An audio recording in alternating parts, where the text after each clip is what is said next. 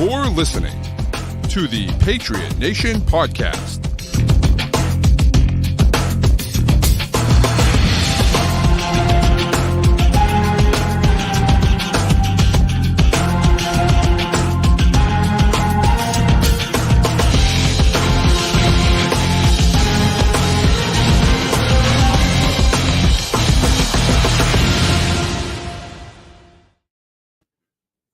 All right, welcome into another edition of the Patriot Nation Podcast, of course, brought to you by FanDuel. FanDuel.com is the official sports wagering partner of CLNS Media. Go to FanDuel.com/Boston to sign up today. And Matt, we're heading into a week, and listen, we still don't know who the starting quarterback is, right? Matt, Bill Belichick. We kind of know. Bill Belichick. No. Bill Belichick refuses to say who the starting quarterback is. But you're right. We have a very good idea that Bailey Zappe is going to be taking over.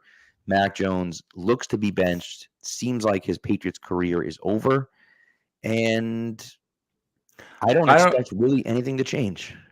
I don't know if I'd go as far as to say that his career is over, because with the flip-flopping, or that his career in New England's over, with the flip-flopping we have seen in New England, if Zappe implodes the way Mac did, maybe we see him again this year. Definitely if there's like an injury or something. The other thing I'll say is, I know we've said we want to reset this entire QB room. I think there's a chance he's in the quarterback room next year, or at least on the team in August. I don't think it's a high one. I think it's the right assumption to make that his career here in New England is done. But I think the door's still open enough that... Yeah. I mean, look, he's on a rookie contract, right? So, like, anything's possible. He certainly could be here still. But if anybody's offering you anything in a trade this summer or this offseason, you're taking it. And what I would love to see, and I don't know if Bill has the stones to do it or not. Or I shouldn't say it that way. I don't know if Bill would ever do it. But the early word out of the Patriots beat reporters today was that at practice, what they saw was that Bailey Zappe was taking the majority of the first snaps, and after him was Malik Cunningham. What if Mac Jones was inactive for the game on Sunday and he was the emergency quarterback? I fully expect that, especially because I love that. Especially because, like, you can elevate. Is Cunningham? Did they sign him, or is he still on the practice squad? Cunningham's on the practice squad still, so you'd have to. They can elevate him. I think that they might be out of elevations for him, which is why they signed him. I think he has. No, they signed him because that was the only way they could do the emergency QB thing. That's a good point. That's a good point. Yeah. Yes. Oh, so they can't even do that this time with Malik, because you need all three quarterbacks involved to be on the active roster. So they couldn't even promote him and have I wouldn't be shocked if Mac is just, game day inactive. Yeah. Like and it's also, if you're trying to reset and you're trying to send a message to the locker room, if you are internally trying to assert that this guy is, our starter, right. I appreciate the thing I appreciate about Bill right now is that he's staying true to his stripes. This is who he's always been. I mean, you even go back to his Browns days with the quarterback controversies they had there. It's the same thing, and he's sticking to it. And I figure the people inside the building have an idea of what's going on, and they may not know by Bill's words, but they will know by Bill's actions, by who's getting the practice snaps and what's going on. And if the action on Sunday is that Zappe is starting and Mac is inactive, then everybody knows Zappe's the guy for that game. He's playing. He's probably not getting pulled. He's only coming out for package plays or for injury reasons. So I think that'd probably be good for the guys if that's what you do. I mean, I don't know if it changes to anything, but morale-wise, it's probably nicer. I mean, look, you saw the way the guys responded when Zappe went in on the first drive, right? And then you asked Zappe to push the ball down the field, and he just can't do that. That's just not who he is. And that's okay, but that's not who he is, at least right now, And so, maybe it's a little better with a week of practice leading up to it. I don't expect substantial changes. Right. And this Chargers defense has been so up and down. They've actually played a couple decent games recently, but they've also had those bad games. So they're streaky enough that if you protect, Zappe could, go get a score here or there, or look good for a drive or two. Right. But like the thing for me is that, like, I don't even want that. I don't want the Patriots to win. And I'm getting to the point now where it's like, it's funny. And by the way, Matt Menino mentioned that they've only elevated Malik once, so they could theoretically elevate him. But you're right. In order to elevate him, in order to have Mac Jones as your third emergency quarterback, you have to have Malik Cunningham on the active roster. Or Will Grier. Or Will Grier. Because he's back on the practice squad if they elevate him again. Yeah. Yeah. So I don't know. I'm not sure what's going to happen. But again, I want a situation where Bailey Zappe's in the game and he's not looking over his shoulder at Mac Jones. Now, if he's looking over his shoulder at Malik Cunningham, like whatever, dude, that's on him. But yeah, at this point, I would almost rather Malik Cunningham, not almost, I would rather Malik Cunningham than Bailey Zappe at this point because I just think, why not? Like, let's just get crazy with it and let's see what happens, I think we know what we're going to get from Bailey Zappe. But at the same time, I do think so. I listen to Part of My Take, and I'm sure a lot of people out there do too. It's like the number 2 sports podcast in the entire world, perhaps even the number 1 sports podcast in the entire world. And they were saying, Hank, who's a Patriots fan, and the other 2 guys are not, right? Big Cat and PFT are not Patriots fans, and they were like, "F you, dude! Like you're doing it right. You're tanking. Like you're tanking. Like well, you're doing it. Like the Patriots have always been this good team. They've always been great. Then since Brady left, it's like they've been middle of the road. So you have these like mid-tier picks, which don't get you anywhere. And now you're just completely bottoming out in this draft where you have, it looks like, multiple first-round quarterback talents that are legit players that can change your franchise. I think if you get Caleb Williams, he's going to change your franchise. I don't know if I feel the same way. Well, that's the thing. I don't know if I feel the same way about Drake May. But he might change your franchise if you get him. I think that you're seeing a lot of buzz about these guys now. Like Mitch Trubisky, I don't know. Did anyone talk about Mitch Trubisky when he was in college, his senior year or his final year in college? Not the way they've talked about either of these top 2 guys this year. So, and I guess people didn't talk about Mahomes either, I suppose, right? But like Mahomes wasn't that good in college. When Mahomes was good in college. The team around him was bad. Awful. Which is what, you're not going to talk a lot about a quarterback who's losing games, 65-45 on the regular. Right. No, even though he's commanding offenses to score that much. Yeah. Well, and I think you kind of have to thread this line right now for the Patriots too, especially when you're this close, and that you want the draft capital. You want that. Mm-hmm. But also you can't look like you're trying to lose. You still need the locker room bought in a certain amount. So you have to try to win. You have to show to your locker room that you're trying to win while also losing. Right. Which they did well. They did that well on Sunday. Like they competed till the end, and then they missed the field goal. Well, like 5 of their last 6 games decided by like a score or something like that, and then they were like 1-4 in those. It's something along those lines. That's how you do it. That's how you never want to tank because you'd like to have good players. Right. And I will say, if the Patriots win games down the stretch, and it's because young players start showing something, like if they won a game down the stretch because Tyquan Thornton had a breakout game and all of a sudden you felt like you could count on him for next year, I will take that over the difference between the number 4 and the number 6 pick or whatever it would end up being, something like that.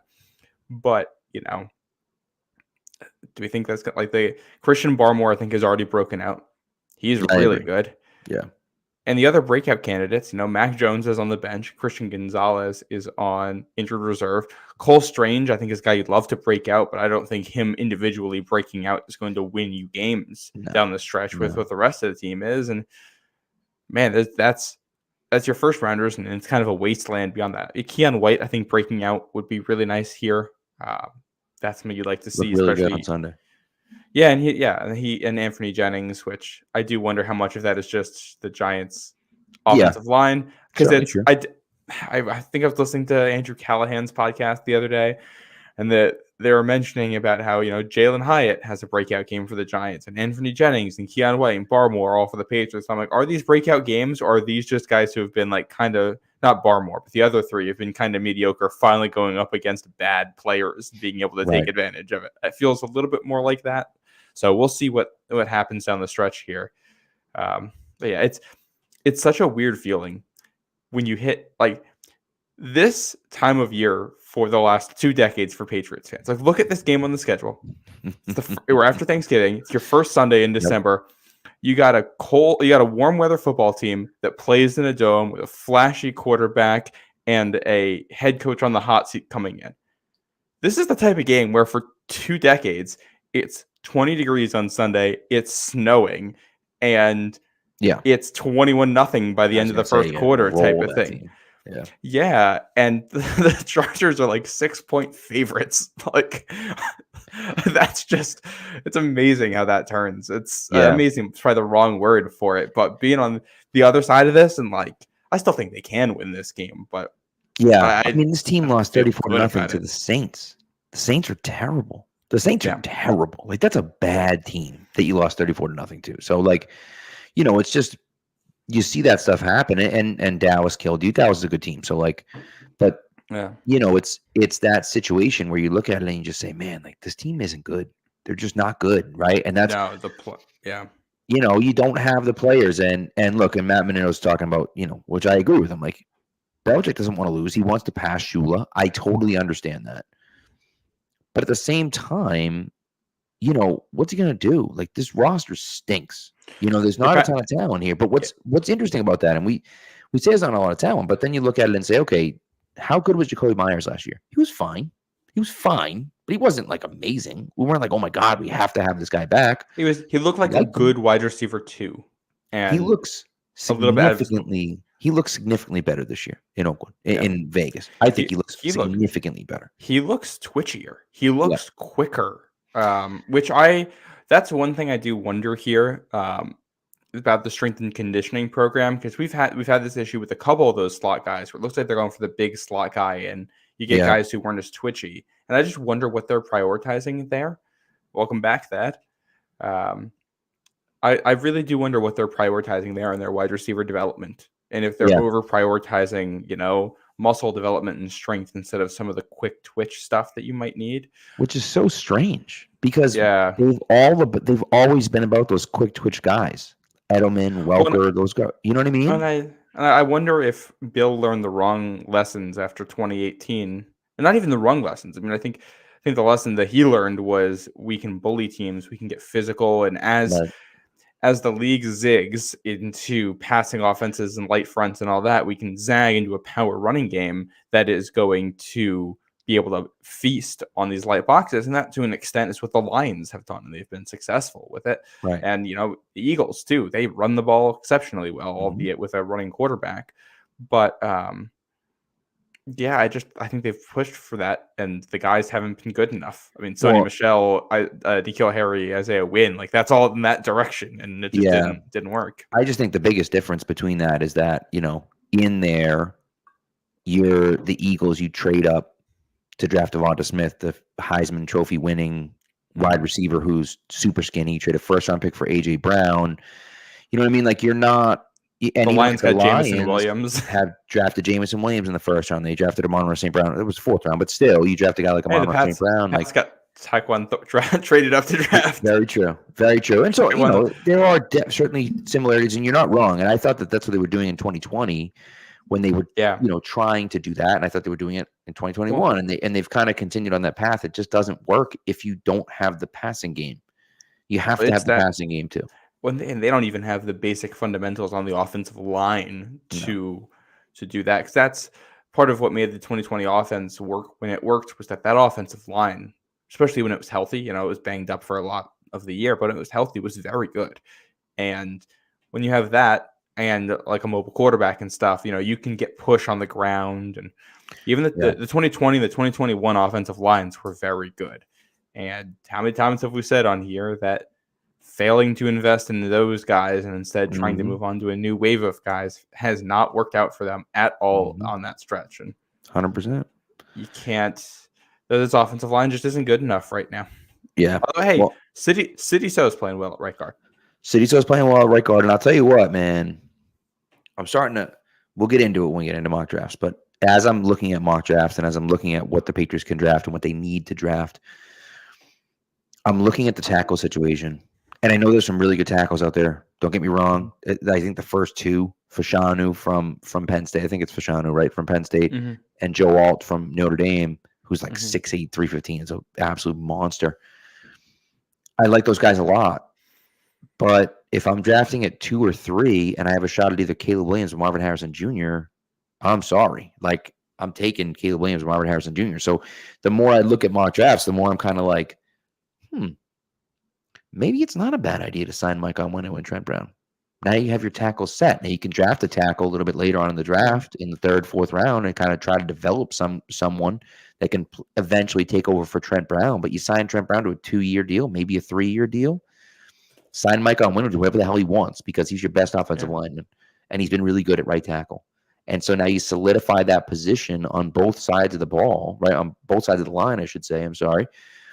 And you have City So at right guard, who I think has played well. You have Cole Strange, who looked okay, who's looked pretty good at left guard, I think.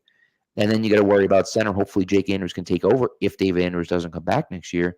And now your offensive line, you feel good about it. You feel pretty good about where you are with your offensive line. And so I think that as I've done more of these mock drafts, I've started to look at it and say, maybe it's not the worst idea. Let's keep those tackles in place. And then we don't have to worry about drafting a tackle. We don't have to trade back up into the 1st round or trade back up into the 2nd round, to get one of those guys. We can just draft the guys that we want, whether it be a quarterback or a wide receiver, and not worry about the tackle position. Yeah. No, and I think there's merit to that 100%. And it's funny because offensive line isn't bad. They're just not great right now. And they're super inconsistent. I'll go through right now, and I know it's not perfect, but I'll look at PFF's grades because I feel like that's a decent place to start for this discussion. Mike Onwenu is their 26th best tackle, so that's kind of a low end starter. Yep. They've got City So at 22nd for guard, low end starter. Now David Andrews. I'm sorry to interrupt. Is that every guard or right guard and right tackle? All of the players of that position. Right. So it's a mid. If you're in the 20s, you're talking about a mid-tier guy, right? There's 64 starting players, right? It's like a lower tier tackle 1, a higher tier tackle 2 type of guy. 2. Got it. Yeah. Okay. And then David Andrews, 9th, so he's a top 10 center. Cole Strange is 33rd right now, and that's kind of buoyed by his run blocking grade. His pass blocking grade has been very bad. He's 19th in run block, 61st in pass blocking. Not great. Yeah. And so he's 11th in run block, 53rd in pass block. Yeah. So that's where you start having those issues. Onwenu is solid on both fronts. You don't have to worry about him there. Andrews slightly worse with the pass blocking. Connor McDermott, they have as your starting left tackle right now, and he's got a grade of 71.9, which is about what Onwenu has this year. Yeah. And he's not ranked because he doesn't have enough snaps. And Trent Brown, when he's healthy, is a top 10 tackle according to them. Yeah. So I was like, all right, it's a good line. The only issue is that there's 2 issues. One, you don't have any like super high end guys. Your highest end guy is Trent Brown, and you don't feel great about him. You want Trent Brown to be your 3rd or 4th best offensive lineman, not your best. Right. And the flip side, the other thing, the number 2, was that your weak link is the guy you just used a 1st round pick on in Cole Strange. Right. So that's the one guy where it's harder to bring in somebody for that spot. But it's also, I think, if you re-sign your 2 tackles here, assuming they want to come, and I think you'd re-sign Connor McDermott as a swing guy too, with how he's looked. Yeah. Then you're looking at probably signing a guy who you think can be competitive with Cole Strange for that left guard spot. And you're also probably still drafting a guard. And you go into next year and you don't love your offensive line, but you think it can be a top 20, maybe top 15 unit in the league. And then, you go from there. If you land the QB and wide receiver in this draft or whatever, then you can go offensive tackle the next year because you don't have a long-term solution at left tackle. Trent Brown's not the guy long-term. He's just a really, really, really good Band-Aid. Yeah, well, and I think what it comes down to, too, is that you can take a shot at guard. I think you also take a shot at tackle. Just take a shot at it in 3rd or 4th round. Why not? Because it becomes a situation where it's like you just want more guys And who knows? Maybe you get to that 4th round pick and you hit on a guy in the 4th round, and all of a sudden it's like, oh my goodness, this guy's really good. He can take over Trent Brown. Maybe he can't take over right away in his rookie year, and that's why he's going in the 4th round. But he can take over 2 years into his career, and now Trent Brown gets to walk away, or you get to let Trent Brown walk, or you trade him for something. Yeah. And this guy steps in as your starting left tackle, right? And so I just think, the Patriots did this with the tight end position where they ignored it for way too long. They ignored it. They didn't pay attention to it. They thought they knew they had Gronk. They should have been drafting guys. You should have drafted Dallas Goedert. Should have, right? You should have drafted Dallas Goedert. You should have drafted Mike Gesicki. You should have drafted some of these guys when they came out. You didn't. So then, Gronk walks, and listen, I'll be the first to tell you I think Gronk screwed the Patriots in the way he left. But regardless, Gronk walks, and you left with nothing at tight end. And so now you're like, okay, well, now what? Right? And so you got to scramble to do it. The Patriots just did it at tackle, right? They just did it. They didn't have a right tackle. And they signed two guys that were, shots in the dark, but they ignored the position for too long. They should have been drafting tackles all along. Now, they drafted a first-round tackle in 2018. The guy didn't pan out, right? You drafted another guy, Andrew Stuber, I know, in the 6th round last year.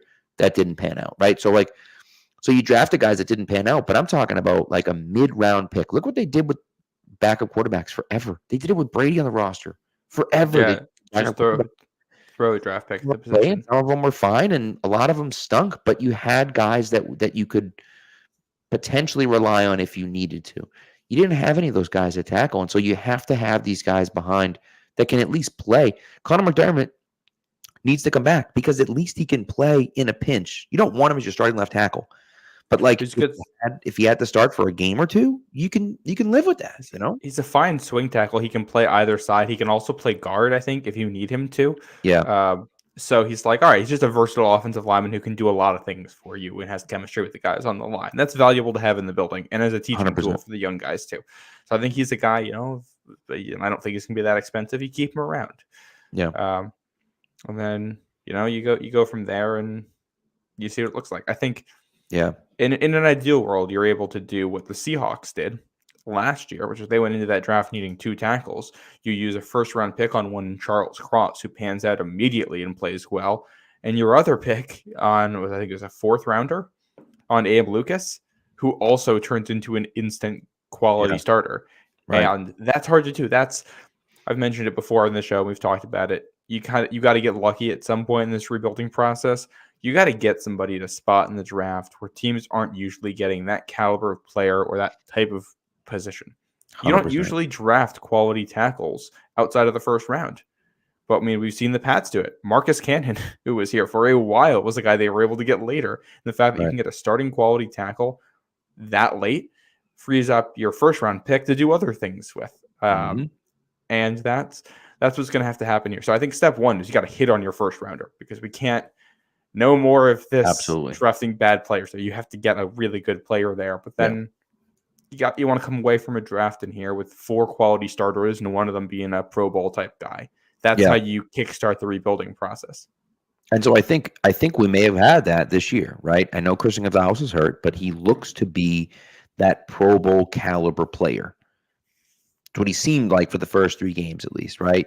Seems like that type of player, has the athleticism to do it, can play different positions, can be man, can be in, zone and has good instincts and whatever, right? So looks like he's that guy. Keon White has come along the last few weeks. Seems like he's a pretty good player. Sidney So looks like he can be a reliable starting right guard for you, right? So you look at some of the players they drafted and you're saying, okay, I can see it. They're not superstars, and Christian Gonzalez might be a superstar, but outside of Gonzalez, they're not necessarily superstars, but they're good players. 2022's draft, I don't know. I guess Cole Strange is fine at left guard. I love Marcus Jones. You know that. But, how much does Marcus Jones impact your offense or your defense? I mean, he does. He impacts your defense a little bit, but is he going to impact your defense to the point where you're like, all right, he's going to make a Pro Bowl? Now, I know he was an All-Pro his rookie year as a return guy, and that's important.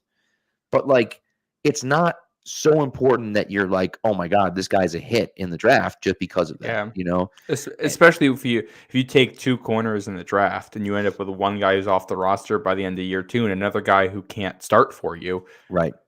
You don't feel good about that when they're early. Was it third and fourth round picks there? Third and fourth round picks, yeah. And then, your second round pick is a disaster. And, it's just, and so you look at the draft that I thought was going to be pretty good. I liked what they did with it. And I'm looking at it saying, man, that's a letdown. 2021 turns out to be a letdown. Obviously, they got Ramondre, but like outside of that, that's a tough draft class, right? So it's like you keep going back and you're like, all right, I thought these guys are going to be good. They're not, right? And so that's where it becomes difficult. Now, you've gotten contributions from guys like Anthony Jennings, which helps you. But Anthony Jennings isn't like an every down starter. He's not like a great player or anything like that. He's a rotational edge. He's a run stuffing edge. You're going to put him in for packages in games. Yep. And there's value at that for sure.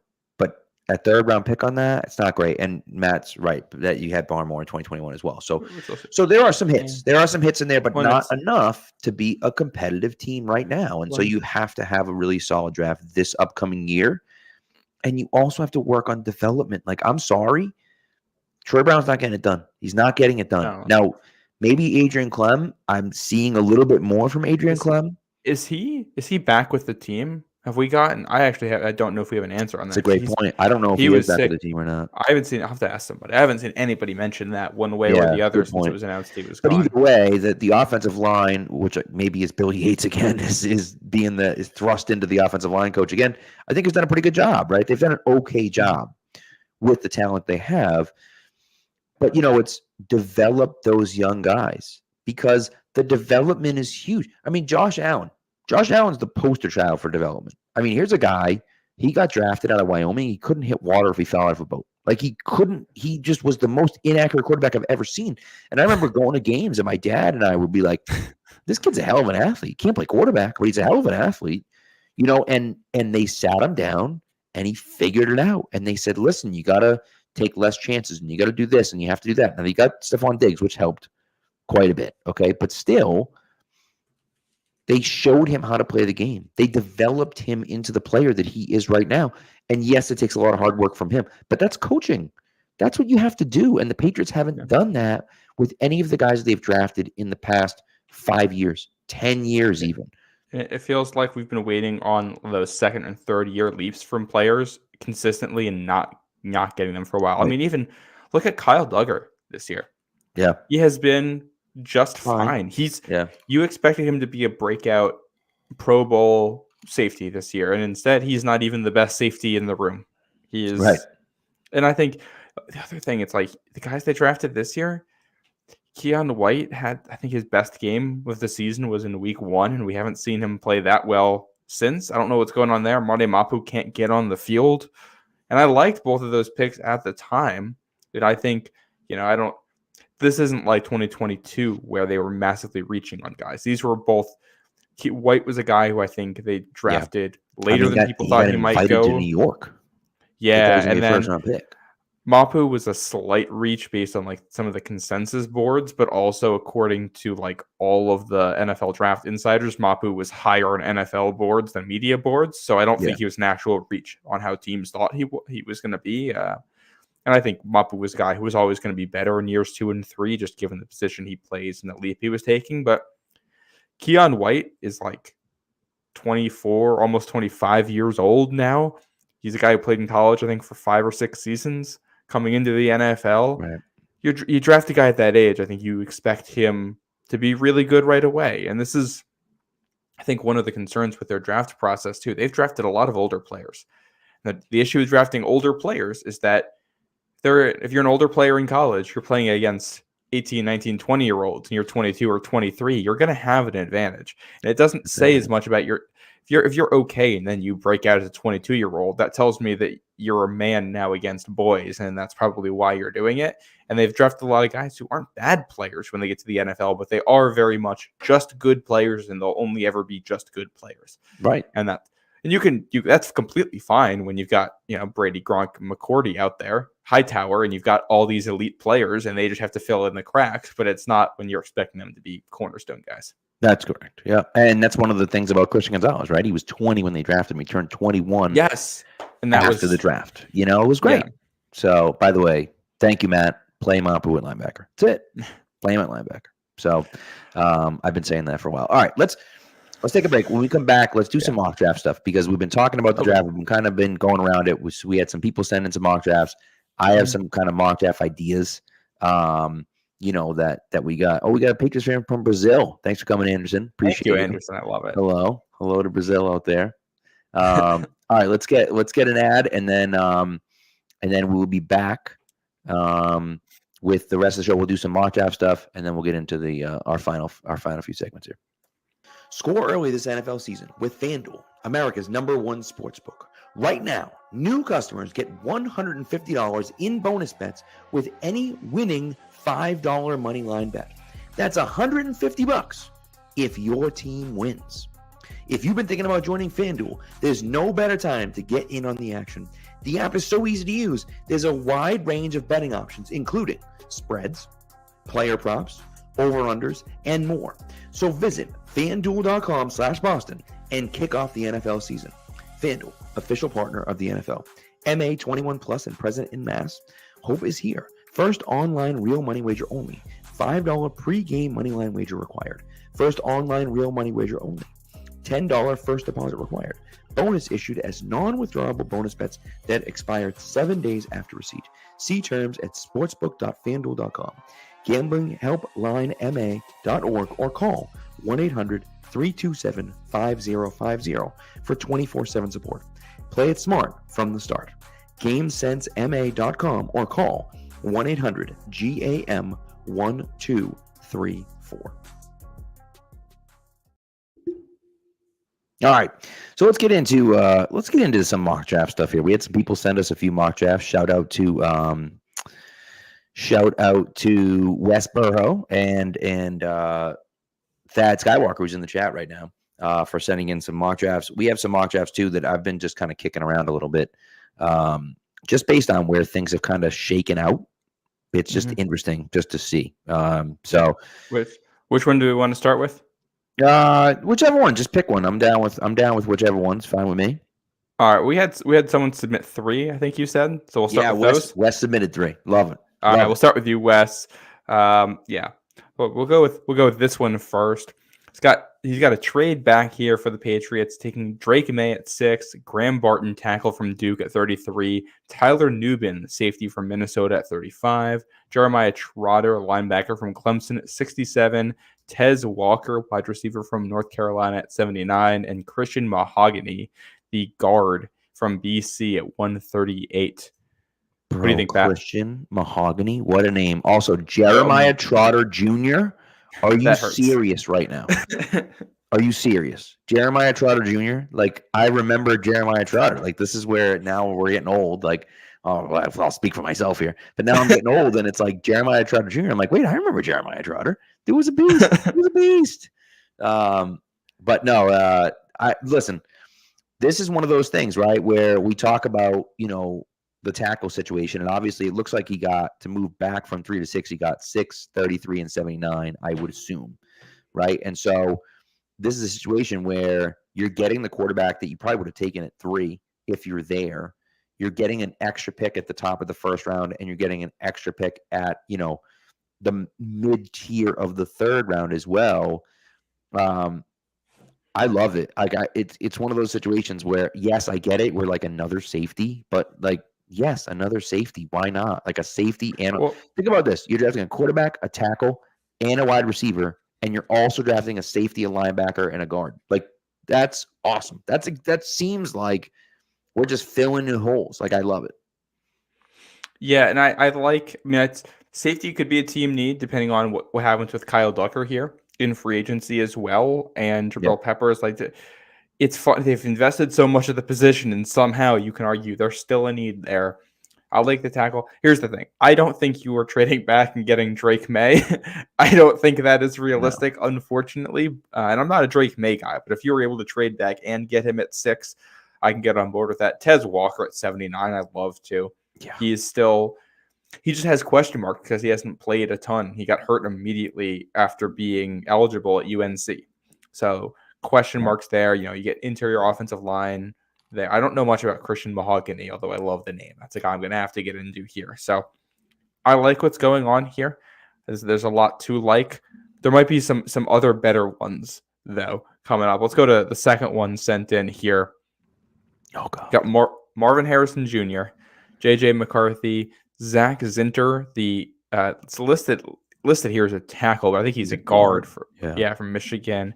Will Shipley, running back from Clemson. Malachi Moore, safety from Bama. Jason Marshall Jr., corner from Florida. Patrick Payton, edge from Florida State. Mario Williams, wide receiver from USC. Luke Lackey, tight end from Iowa. And Tyreen Powell, linebacker from Rutgers. So, obviously, Marvin Harrison Jr., I mean, come on now. Yes. I'm still not sold on J.J. McCarthy. I don't know. Maybe he'll be good. Maybe he won't. I'm not sure. The Zach Zinter thing, I don't know if he's going to drop further than that. He just broke his leg this weekend. So I don't know. Yeah, it looked bad too. They refused to show a replay on the broadcast for that one. Yeah, I went back and watched it just because I was like, okay, I'm just curious, like just real time, because you can't, I didn't want to see it slow motion, but just real time. And I'm like, oh God, it was bad. So the pick here that's interesting for me and something that maybe, and maybe people have looked at it, maybe they haven't, but the Luke Lackey pick at 194, here's a guy who went into the season, looked like he was going to be another one of those Iowa tight ends. And it was like, oh, here comes another one, like another Iowa tight end that's going to come out and dominate in the NFL. And, what happens? Well, he gets hurt week one, like right away. He gets hurt, out for the year. And so now he's a guy that hasn't had them, right? And so I love it. I love that pick. I would love for them to take a guy like that because they don't have a lot of stability at tight end. Now, maybe they sign Gesicki or Henry for next year, but they're both up. Pharaoh Brown. Bring back the Pharaoh. They do have Pharaoh Brown. I like Pharaoh Brown a lot. Maybe not as a number one tight end, though. But nevertheless, I do like him quite a bit. But I like taking a shot on a guy like that, yes, he was hurt. He's dealt with some injury history for sure at Iowa, but he looks like one of those kind of next guys. And you say, well, yeah, okay, but no. Like every tight end that comes out of Iowa is good. I know Noah Fant took a while, but like Noah Fant, TJ Hawkinson, Sam Laporta this year, George Kittle, like all of them, every single one of them looks good. So like I'm willing to take a shot at a guy that played tight end at Iowa. Yeah, I don't think he's going to end up coming out this year, was my guess. Do we know? With that injury, I wouldn't be shocked if he stays another year. Right.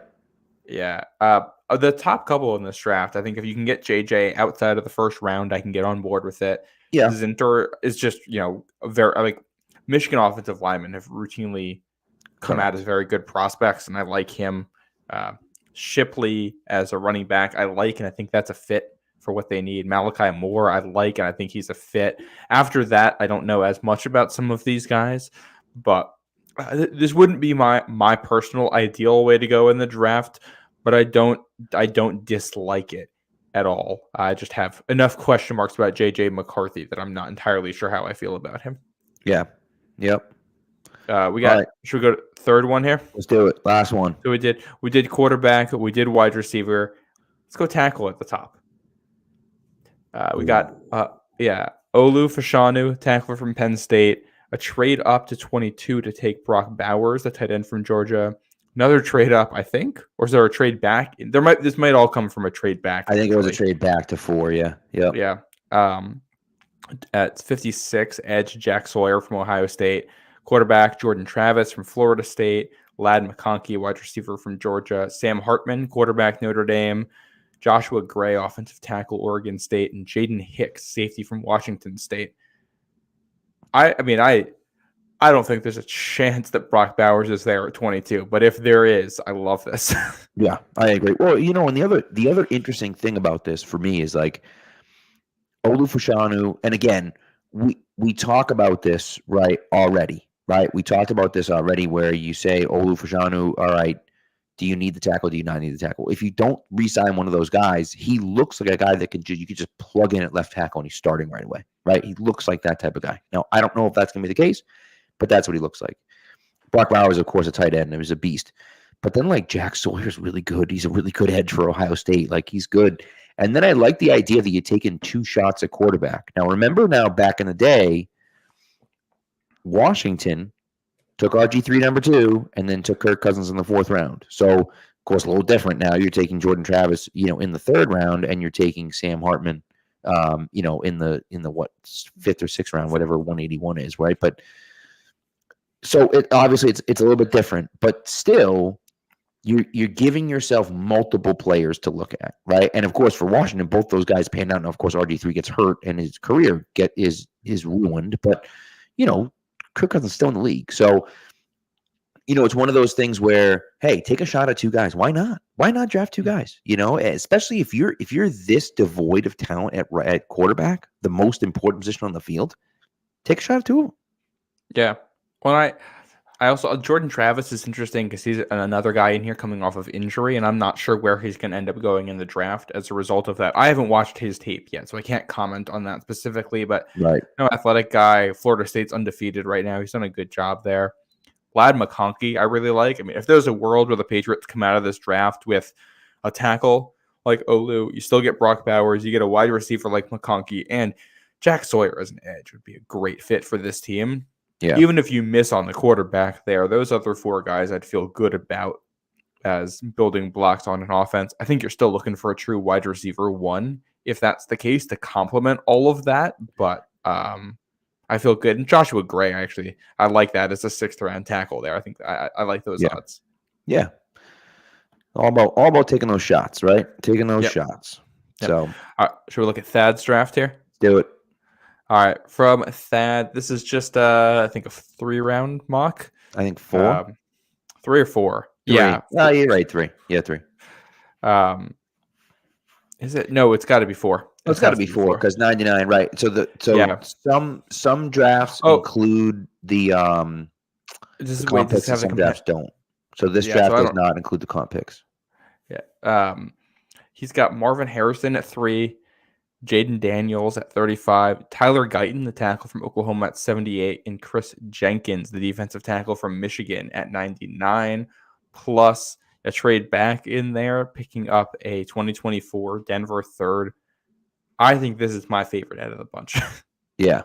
Well, I mean, if you get Jaden Daniels at 35, my goodness. Yeah. I mean, that's a steal and a half, right? I think I did my first mock draft. We talked about it on the show last week, but I did my first mock draft that came out on Thanksgiving, actually. And, it was very similar to this, where, of course, I traded up for him, but still, it was the same thing, right? And so, the idea is that you go up there and you get, right? You go up there and you get the guy that you want, right? You draft the quarterback, and you also have the opportunity to draft who I think is the best player in the draft, right? I think Marvin Harrison Jr. is the best player in the draft. And so it's a little bit different because wide receivers, while important, if you don't have a quarterback that can throw in the ball, it makes it a lot more difficult, right? But, you draft a wide receiver and then you trade up for the quarterback. I love it. Yeah, and I like the Chris Jenkins pick here a lot. Like, I'm skeptical about the quarterback at Michigan, but anybody on the line of scrimmage on either side of the ball for Michigan, I can get on board with the Patriots taking. Jenkins has been a monster for them, and I think, we haven't talked about it, but Devon Godshaw has not been great. He's just fine. Lawrence Guy, getting older. Christian Barmore is awesome, but defensive tackle next to him is still very much an open spot right now, and Jenkins, I like for that. Guyton, I like here too, so I like this. Now, if we want to go do another mock draft here real quick, it's not one I'm going to pull up, but the Athletic today, Dane Brugler, who's one of the premier draft guys out there, did his first mock. Yep. And I got to find it in my tabs here. Here we go. He has Jaden Daniels going at number 7 overall to the Tampa Bay Buccaneers.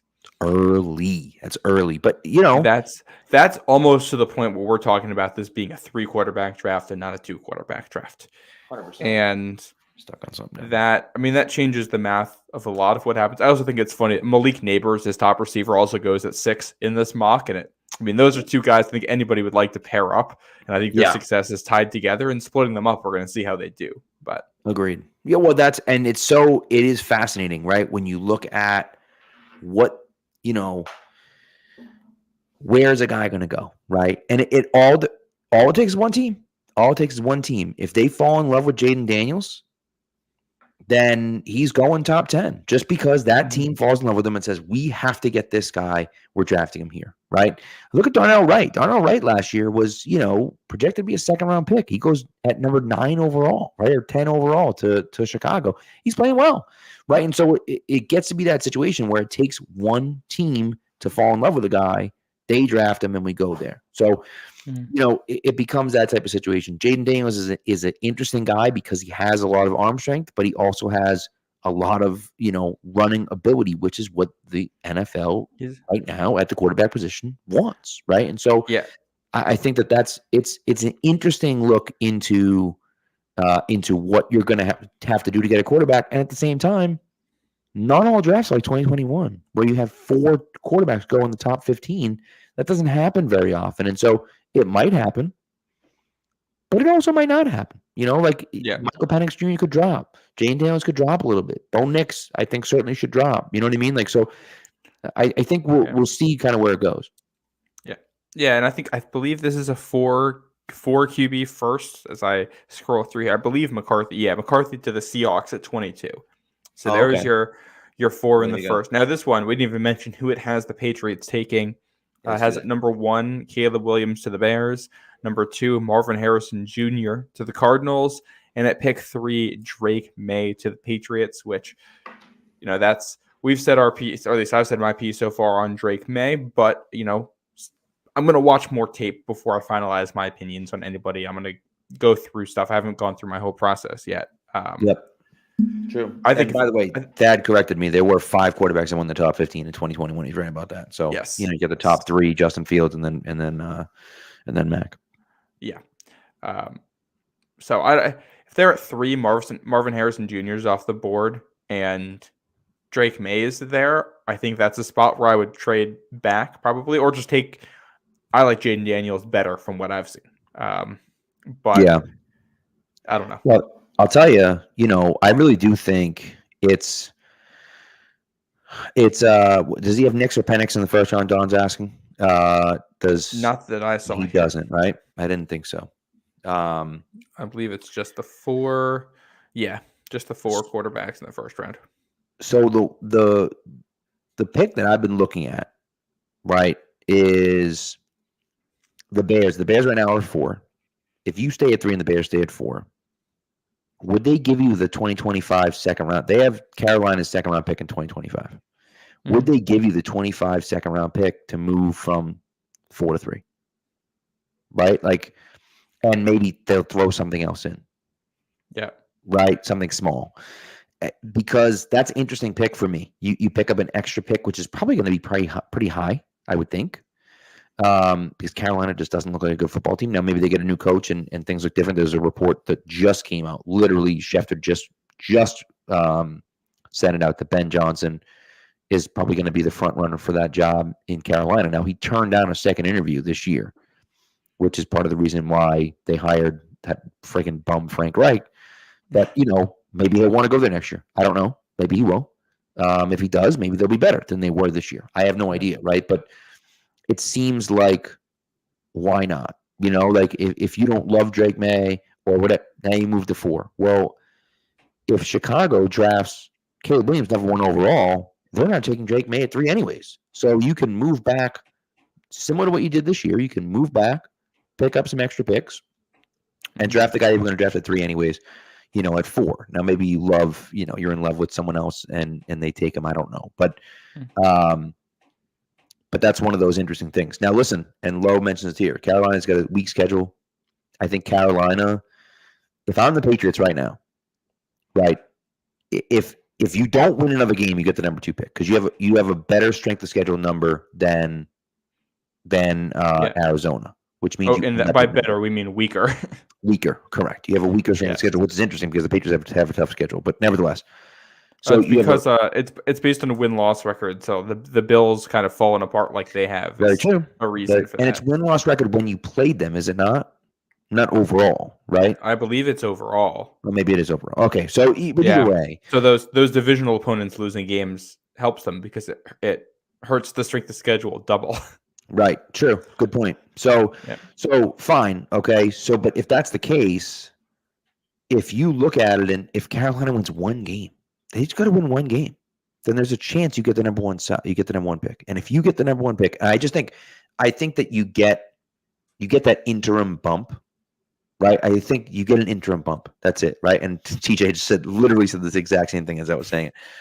And so, like, you know, you get that interim bump if Carolina wins a game and you have that number one pick. And, you know, and Shooter McGavin's over here. He's 100% right. The Jets week 18, you don't lose to the Jets ever. They're going to be starting Tim flipping Boyle. Maybe they start Aaron Rodgers. You never know, right? Like, I don't know. Maybe you combat that game and you start Mac Jones instead. I mean, I don't know. You know, and you say, screw it. We're gonna put Malik Cunningham at quarterback and throw it 3 times like we did, you know, down in Miami in 2015. Well, the nice thing right now is that because the Bears won, the Patriots can win any game for the rest of the season and remain in the top 3 at worst. That's true. That's also true. That means you're either in a QB or a Marvin Harrison Jr. spot. And if you come away with any of those guys, I think you're happy. And it's, you know, if this becomes a 3 QB draft and people think Jaden Daniels is a top 3 QB and you're at 3 and you'd rather go QB than Marvin Harrison Jr. because you think he's that guy, then, you know, you have that option too. If that's the point we get to by draft day.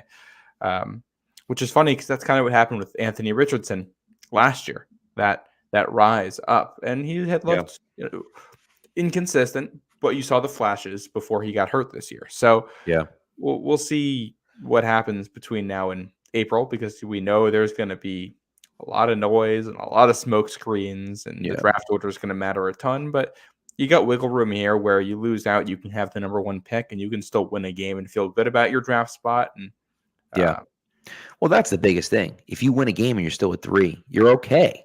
You know, you're all right. Now, if Carolina ends up winning a game or 2 and Arizona ends up winning a game and you could have been at 1 and you ended up at 3, that kind of sucks, right? It kind of sucks, but it is, you know, it is what it is. What are you going to do? You know what I mean? And you're in that no man's land, unfortunately, but it, you know, it's fine. Ultimately it is kind of what it is. I love the AR, you know, the AR thing that you mentioned, because I always felt like Richardson's just so good. Like, he has the talent, and maybe he doesn't have all those other skills, but he's got the talent. That's the way I feel about. That's 100% the way I feel about Caleb Williams.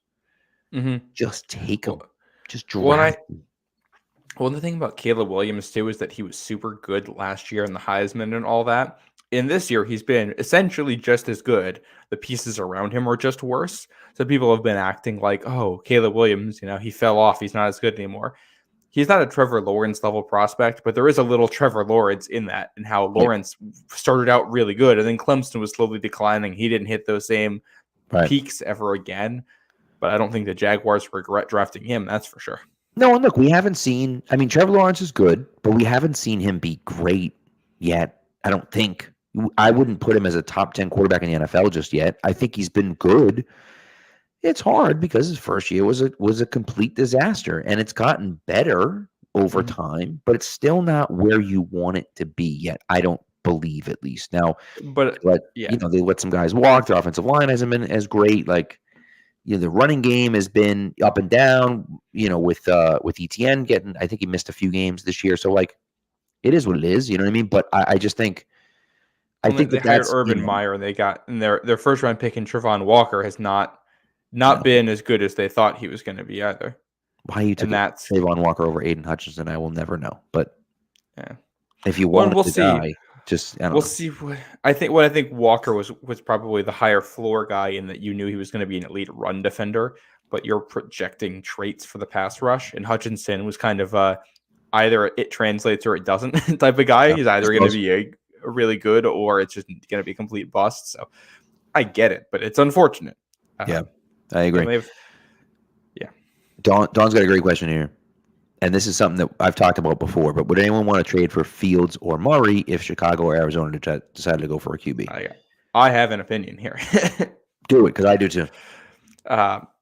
Murray is a guy who really intrigues me here. There are question marks. I'm going to get that off right away. When he signed that contract in Arizona, they felt they needed to put a clause in there saying you need to study. Yep. And there have been complaints about his preparation habits. from what's been said, it's been better this year. He has said with the new coach there, he has enjoyed playing in the new system. Albert Breer was talking about how this is the first time since high school that Murray's played in a new offensive system. He's basically played in the same offense since he was a high schooler. Like, it's been the same thing. And how he has really enjoyed the process of learning something new and understanding it on the field and all that. So I think that's a step forward in maturity for him.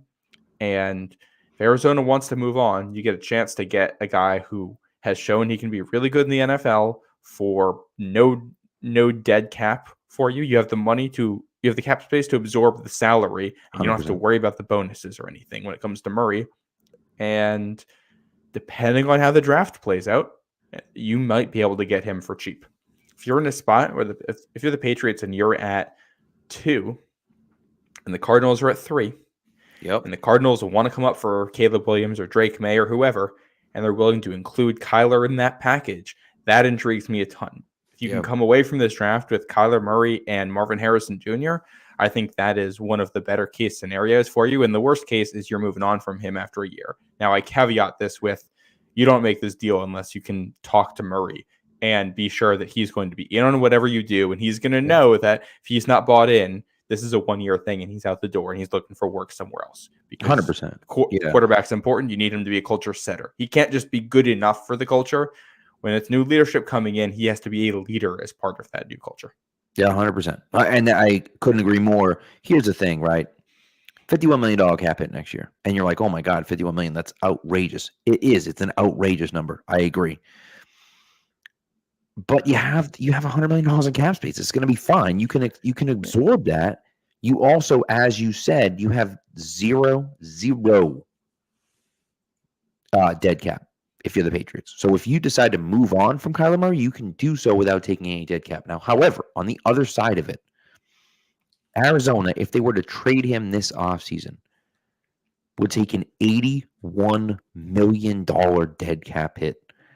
That's just, I don't know how they can survive that. I don't know how you could do that, right? And so, and maybe they can. Maybe they can afford to do that. I just don't know how. I don't know how you can justify doing that. Now, if you're Jonathan Gannon and you're looking at saying, we can't win with this guy, I can't have this guy as our quarterback, we got to get rid of him, it just is what it is, then fine, right, if that's the case.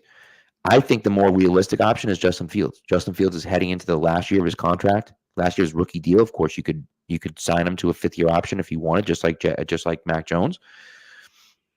But to me, I just think Fields kind of brings similar things to Kyler. Now, Kyler has shown he's a much better quarterback than Justin Fields in the NFL. That's for sure. I think you can get Justin Fields for almost nothing. They have the number 1 pick. If they draft Caleb Williams at number 1, they're going to want to move on from Justin Fields. So you can trade a 4th-round pick for Justin Fields, I think. I mean, he hasn't shown anything in the NFL where he's going to command more than that, in my opinion. I think that would be the price for him because Trey Lance, with what he's done, got a 4th. So Fields is going to be a 4th or higher, I think. Yep. My issue with that is that I don't like the odds on him becoming a good quarterback. And I think you can get a quarterback that is probably of similar quality to Justin Fields without giving up any draft capital. I think you can get that guy in free agency. And I think I'd rather just sign the guy and not give up the draft capital than trade for him. Because I just don't think with better coaching, maybe Fields turns into something, but the Patriots need a lot of draft picks to fix what's wrong with this team. I do agree. I agree with that. By the way, Thad Skywalker said this, and it is true. Jeff Howe just tweeted out that Bailey Zappe, and I quote, the Patriots are preparing for QB Bailey Zappe to start Sunday against Chargers. Per sources, it should be his job this week if all goes as expected, which basically means that Bailey Zappe is a starting quarterback, although Jeff Howe can't say that. Yeah. Jeff Howe can't say that definitively, but it is true. Yeah. Well, and I think that's the smartest move here. 100%. Yeah. I think it's similar stylistically to what you had. It's a guy who knows the system better than anybody in that building, not named Mac Jones. It's a guy who still has confidence left, and a guy who's bad enough that you're still going to lose games, but good enough that you can evaluate the rest of the guys around him. I think if you're trying to lose games but do it with some sense of style, Bailey Zappe is absolutely the way to go. I agree. So, and we'll see. Maybe if he is terrible this week, maybe Malik Cunningham comes in for him, and we see something out of Malik Cunningham, and he's starting next week in Pittsburgh. That'd be a lot of fun. That'd be wild on a Thursday night. There's no Malik shot Cunningham a short week. There's no shot. If Cunningham gets a start, it's going to be like the last 2 weeks. They're going to give Zappe some time here. I think. I think we see. Oh, I just realized Pats are about to be on Monday Night Football for Patrick Mahomes versus Bailey Zappe. Oh, Woo! like it's. Do you want to wrap Christmas presents for your kids, or do you want to watch Bailey Zappe versus Russell Wilson? Hey man, got to do it. Got to do it for the job. That's the way it goes. I'll just do both. I'll find a way to do both. We'll be on the stream while we wrapping gifts.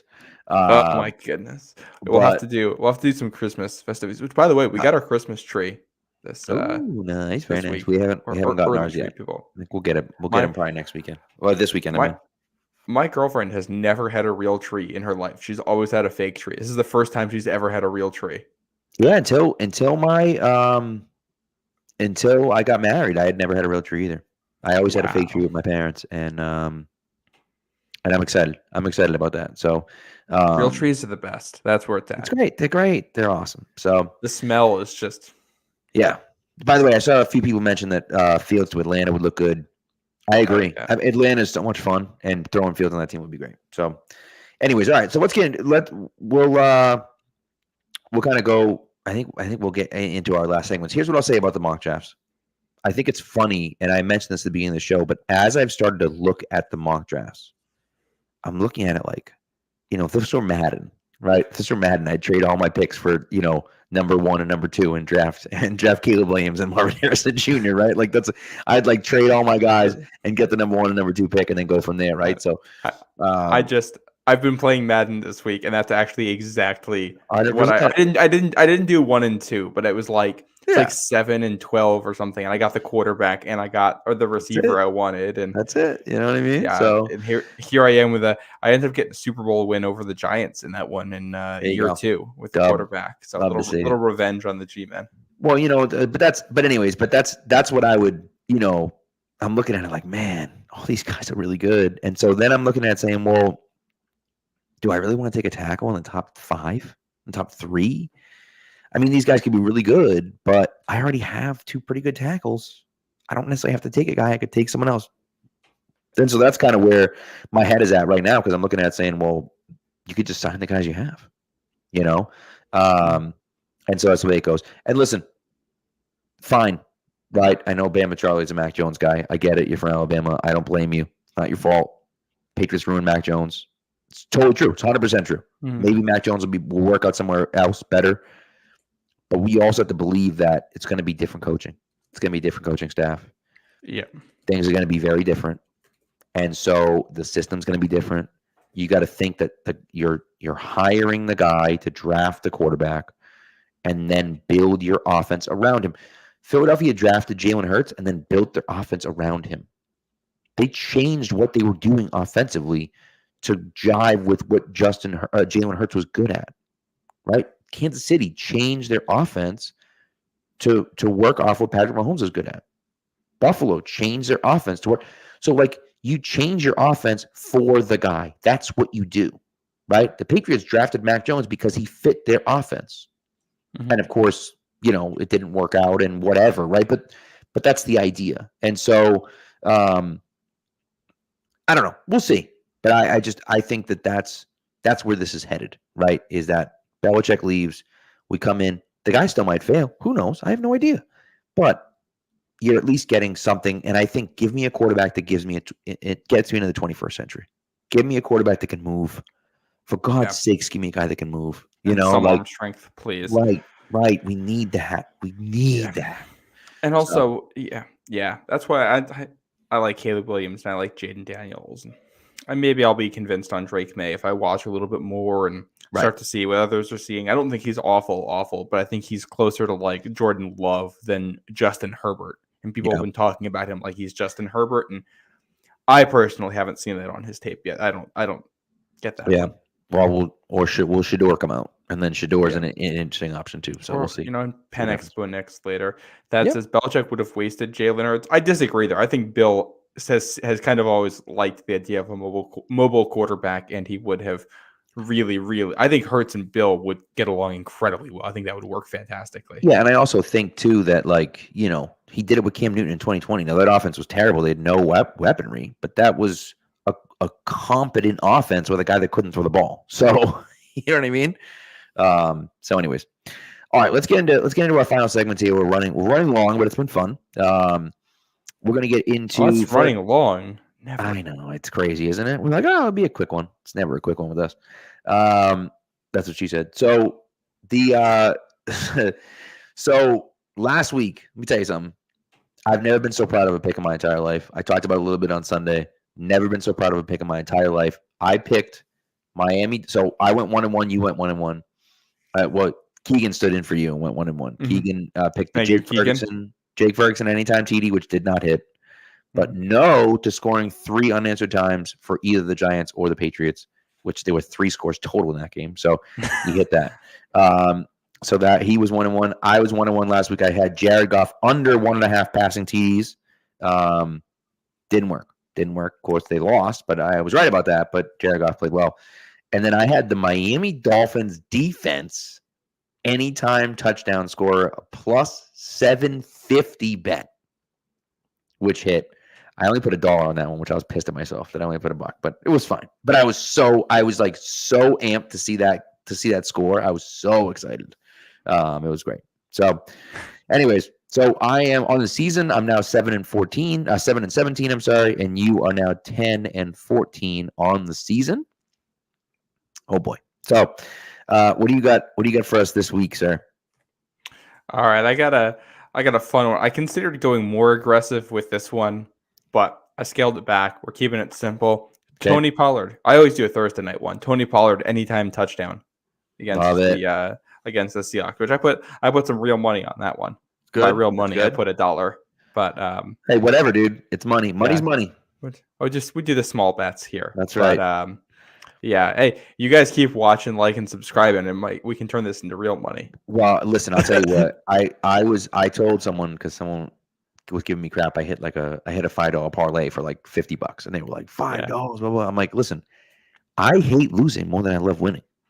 So if I put $10 on a bet and it loses, I'm gonna be pissed at myself, dude. I'm stressed. I put like $20 on the Patriots over this year. I'm freaking pissed about that. I'm so mad. I can't even think about it. I'm so mad. You know what I mean? I probably put $20-$25 cumulatively on various Patriots overs this year, like Mac Jones passing yards over, Mac Jones 4,000 yard passer, Patriots 10 wins. The one I felt the best about was just betting that the Patriots would have more wins than the Jets. The fact that they're not going to get that one is really upsetting with no Aaron Rodgers. It's not great. It's not great. I would not have believed. Yeah, that's about worst case. But yeah, I got Tony Pollard anytime touchdown, and then my other one, if we want to go through this fast. Yes, do it. Falcons Jets under 34 points. Just love it. I when in doubt, find the worst game of the week and bet the under. That's my strategy here. Under is it 34 as a number? Yeah. Golly, that's low. And I feel comfortable. Probably will still hit. That's good. I like that one. All right, I'm also going with a. No, that's not a Thursday night game. I'm going Bryce Young. Now listen, I told you that there is always there's always a bump, right? There's always the interim bump. But I decided not to go too crazy with it. I went Bryce Young over 10.5 rushing yards. Bryce Young over 10.5 rushing yards. I just figured maybe they'll let him run a little bit more. Maybe they'll kind of get him out in space a little bit, and he'll pick up a few yards running the ball. So that's what I did with that. And I went, instead of going with an over, I picked one of my favorite games of the weekend, which is Packers-Chiefs. And I went over on that, which is 42.5. I feel like that one. Look, the Packers on a great team. Okay. But they score, right? And the Chiefs defense is good. Don't get me wrong. But like the Packers aren't very good, but they score a decent amount of points. And obviously the Chiefs feels like they figured something out a little bit last week. And so I think that I'm going with the Packers Chiefs over. I like that. Yeah. I like that. Fun. You know what I mean? Yeah. So, all right, let's get into you got a trivia question for us, and then before we do that, I got the college game to watch this week. Oh yes, college game to watch. Forgot. Yes, it's championship week in college football. And I think we're hitting a rematch here. We got this one earlier this year. It was fantastic. We're saying watch it again. 2 quarterbacks who could end up in New England, 2 wide receivers, or 4 wide receivers in this one who could end up in New England. Mm-hmm. It's Oregon and Washington, Pac-12 championship, 8 p.m. Eastern, Friday night on ABC. That's good. Friday night college football. You got 2 quarterbacks there who are good. Washington has a whole host of receivers. You got Troy Franklin for Oregon. I mean, it should be a fantastic football game. But if you're watching from a Patriots perspective, both of these offenses have guys that could be wearing the navy and silver in a few months' time. It's interesting. I hope neither of those quarterbacks are starting here. Although Penix isn't bad. Penix has a little bit of movement, but he's mostly a pocket quarterback. But at least it looks like he has some mobility in the pocket. And he's got some real arm strength too. That's true. Bo Nix is like Chris Lanky to me. I just feel like he's been in college forever. I'm like, dude, no, I don't want nothing to do with Bo Nix, which of course means the Patriots will probably draft him. But I hope it's funny because I think all 3, I think those 2 and Jaden Daniels are all 5th-year guys. Yeah. So I don't know. I don't know how exactly to analyze those guys. Where was Bo Nix last year? Oregon. He was at Auburn for 3. Auburn. That's where he was. Because I saw him, and I don't really watch college football, as you can tell. And I was like, wait, Bo Nix. I'm like, wasn't he like? And I remember that he was at Auburn, but I couldn't remember the school then. But I'm watching the game, like first game of the season, and I'm like, wait, he's on Oregon? I'm like, I thought he was on Auburn like 4 years ago. What the hell's going on here, dude? Well, and it's like I'm not really a Bo Nix believer, but also the last time I really, really watched him when he was at Auburn, except for a couple games this season, I haven't watched his tape yet. So I'm Bo Nix agnostic at this point. So there you go. There you go. I like that. That's where I am on him. Okay. Yeah, and then trivia time. Yes, let's do it. That should be a good game, by the way. I'm excited about that game, and there are some dudes. There's some dudes on both those teams. So yes, I'm between college basketball on Friday and Saturday, and college football on Friday and Saturday. I'm very ready to upset my girlfriend by pulling out my phone in inappropriate places to pull up a game when it's close to see what's going on. It's great. That's the plan for the weekend. Trivia last week was how many touchdowns did Tom Brady throw to Randy Moss in the final week of the 2007 season against the Giants? The answer was 2, and I believe you said Matt Manito was the one who got that one. This week, our question: who did Tom Brady defeat in his last playoff victory at Gillette Stadium? There you go. Yeah. Agnostic. I love it. Agnostic. We're on one tonight in the chat. Oh, we've been saying his name wrong this whole time. Matt Manito. Manito. Man's a mosquito. Yeah. We are looking for the team, guys. Yes, the team. The team at the play. Although I think I'll give, as long as the person who answered first there can give me the team. I mean, come on now. Then I will. I'll credit that one. Yeah, there we go. Yeah. It was the Chargers. It's Chargers week. We're doing an easy one. Yes. We got a Thad just barely beating out Matt Mosquito there. Matt Mosquito. The Corey Perry stuff is wild, isn't it? Oh my god, we can't even get into that. That's Corey Perry stuff. I don't even know. I've been only following partially, so I don't know. Let me tell you something right now. If you haven't followed the Corey Perry stuff, just Google it. I'm not going to get into it. There's a lot of rumors. I don't know what's true. Nothing's true. Well, there could be some things that are true. I don't know. Either way, it's an interesting story, and some of the things do line up where it's kind of like, huh, that's interesting. Yeah. So, yeah. Anyways, that's just Yeah. But all right, are we doing on the sand sports history? Let's do it. Hold on, I got the sounder for you. I came unprepared. The Corey Perry comment threw me off, and I was like, oh my god, that's just what a wild story that is. Again, might totally not be true, but if it is, whew. And now for something we think you'll really like. This week in sports history. All right, so I have 2. Would you like to go first, or would you like me to go first? You will go 1-1-1. Love it. So go ahead. I'll let you go. I'll let you go first. Oh.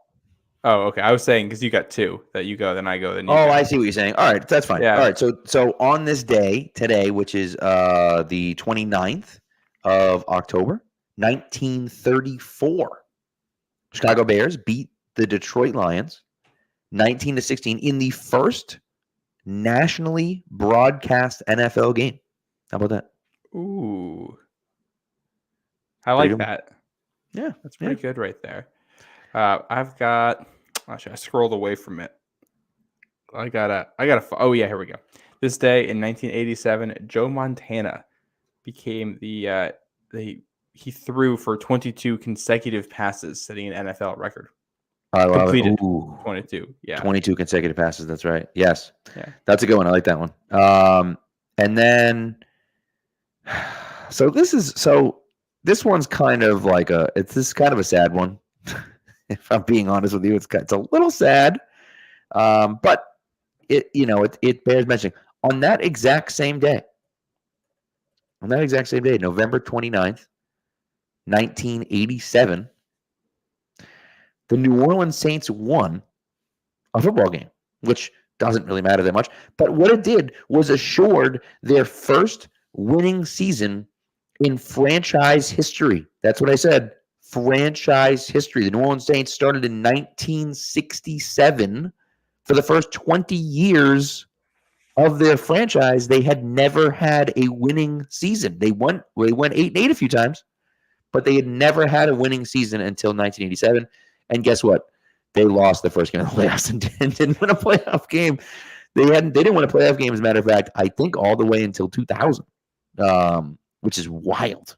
So the New Orleans Saints just hapless every single year of their entire life. Just a brutal existence, right? From the Aints with that's where the paper bag started, right? Is with them. So really fascinating. And they did win December 30th, 2000 was their first ever postseason win against the St. Louis Rams. How about that? Beat the St. Louis Rams in the wild card game back in the 2000 season. So, but yeah, interesting. I mean, it's just. Anyways, we talk about it being bad here, but imagine your team's been around for 20 years and it's the first time you've ever had a winning season. I mean, my goodness. Yeah, that's not great. So anyways, all right, so that's it. Great show. It was a great show. It was a lot of fun. And you're right, Matt. It is when playoff games happen in December because now we're having regular season games start in January at this point. So, well, not even just the playoffs. I mean, it's just you get late regular season. That's true. Oh yeah, the cold games. If we're talking the Chargers coming in, but yeah. By the way, you said Matt. I didn't realize Matt commented in the chat. I thought you were referencing what I said earlier about cold games in December. Yeah, no, sorry. I was talking about Matt Mosquito in the chat. But thanks, Thad, for coming through. I appreciate it. There was a time when the Patriots were the only team to have ever won a Super Bowl in February. We were 3-0 in February. And it wasn't.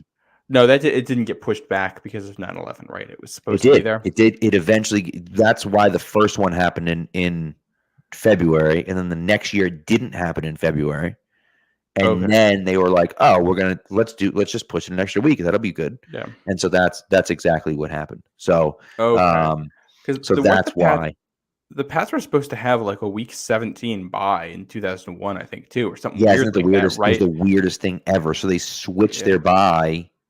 Yeah. To everyone had their bye in the same week, and they ended up playing the Carolina at the end of the year. Yeah. Yeah. Yep. So, which thankfully that ended up happening at the end of the year. Yeah, I know, right? I would have played Steve Smith early. I know. It's true. So, anyways, all right. Well, thanks for coming through. Matt's going to be at the game on Sunday. Oh, look at that. Me too. A little throwback. Hit me up on Twitter, and maybe we'll try to meet up if we can. I'll be there. I'll be at the game as well. So say hi. Yeah. Hopefully it's a fun game on Sunday because this is, it's two teams that aren't great. The Chargers are clearly more talented. We haven't talked about the game here, but whatever. Who cares about the game? Well, we get throwbacks. I hope we get the Chargers in the yellow pants and get a nice bright matchup. Yeah. Right. And you know what? The Chargers, Brandon Staley sucks so much. Doesn't it feel like Brandon Staley? This is the game. Like this is the game the Patriots going to win, and Brandon Staley's getting fired. Like, I just feel like this is the I've game. I've been He's saying so that bad. for a while now. Man, Well, and he's it's so just bad. and the GM, man. Other than Herbert, that GM has not done anything right. I don't know how he's still there because they've just whiffed on so many guys. Like their star guys aren't as good as the other stars, and their depth guys are way worse than everybody else's depth guys. And the coach isn't putting them in a good position, which is making them look worse. But yeah, agreed. So, and Dad, by the way, you're totally right. Belichick coaching the Chargers next year. I want it. Give it to me. I want it so bad. Give it to me. That's what I want. So, Bill Belichick in LA, coaching the Chargers to a Super Bowl victory. Whew! I want it so bad I can taste it. Anyways, all right, we're getting the hell out of here before I keep going. Thanks for coming through, guys. We appreciate it, and we'll be back with you. It'll be late Sunday, just like it always is after home game. So I would say probably halftime of Sunday Night Football, and then we'll go from there. All right, take care, guys, and listen. We want a fun game, but at the end of the day, we kind of still want the Patriots to lose, which is kind of crazy to think about. So, but we'll see. Maybe the Patriots win, and then Brandon Staley is finally the nail in the coffin, and he's out of here. Mm-hmm. So, but all right, guys, see ya.